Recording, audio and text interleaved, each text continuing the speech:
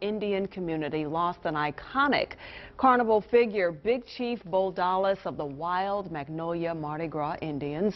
Joining us live this morning in our studio to tell us about a memorial fund that's being set up to honor his legacy and to help fellow Mardi Gras Indians, we have Big Chief's son, Bull Dallas Jr. Good morning. Good morning. Good morning. Mardi Gras Indian royalty in our studio today. It's great to have you here. Thank you. Thanks for being here. Let's talk about the Memorial Fund in honor of your father. Right. We know your father was a huge legend in the Mardi Gras Indian community, the leader of the Wild Magnolias, a legend, and we have some video of your father. But tell us a little bit about why this tradition of masking, the tradition of Mardi Gras Indians, why it's so important, and it draws people from all over the country to come to New Orleans. Well, the reason why we first did it, because my dad was the type of person that would help anybody. You know, if you was an Indian and you needed something, even if you didn't mess with him.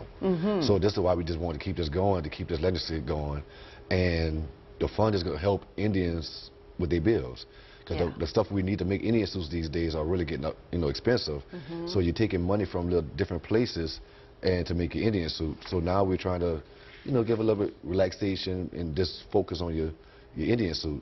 And we'll help out with your bills and stuff. Give us a little example about the cost that goes into making a Mardi Gras Indian suit, because I asked you a few minutes ago, how much does it cost to make one of these suits? And you said it depends on how you want to look. Right, it depends on your suit. But like I said, the feathers these days are going to close to $400 a pound. And most Indians are using 3-4 pounds at a time. That's a lot. So that's a lot. And material is $20 a yard. And we use up to 10 yards of material. So every year, prices are going up higher and higher. And you've taken on the role of leading the Wild Magnolias. You're a younger generation. Right. It's important to keep the culture alive. Well, among the young days, people. we have very few older Indians that's still around.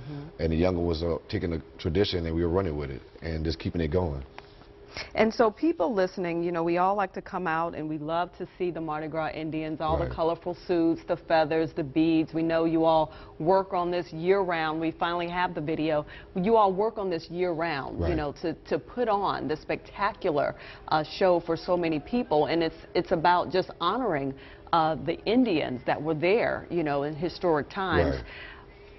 But tell us, if this goes away, if people have to decide between, do I pay my bills, do I eat, or do I make a suit? I mean, that's what the fund is for, to keep the tradition alive. And don't get me wrong, there's a lot of Indians that love Mardi Gras Indians. Sure. I mean, it's in their heart. And a lot of times they go and mask Indian besides pay their bills. And I've seen that happen. They don't have no lights or something to get turned off, and they mask Indian. They worry about that the day after Mardi Gras.